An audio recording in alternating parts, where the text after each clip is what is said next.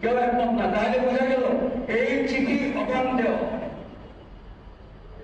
আজকে এই মিম্বর থেকে মসজিদ কমিটির সকল সদস্যদের পক্ষ থেকে, ইমাম খতিবের পক্ষ থেকে, সমস্ত মুসলিমদের পক্ষ থেকে এটাকে অবাঞ্ছিত ঘোষণা করা হইল।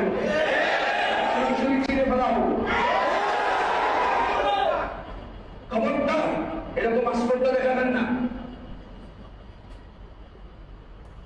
দর্শক, আপনারা যেই ভিডিওটি মাত্র দেখলেন, ভিডিওটি হচ্ছে উত্তরা 12 নম্বর সেক্টরের বাইতুল নূর মসজিদের বর্তমান সম্মানিত খতিব মুফতি নাজমুল হক কাসিমি হাফিজাহুল্লাহ তাআলা।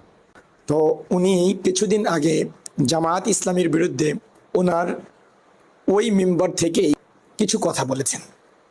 কেন তিনি জুমার মসজিদের মেম্বার থেকে জামায়াত ইসলামীর বিরুদ্ধে কথা বলবেন? এর কারণ হচ্ছে তিনি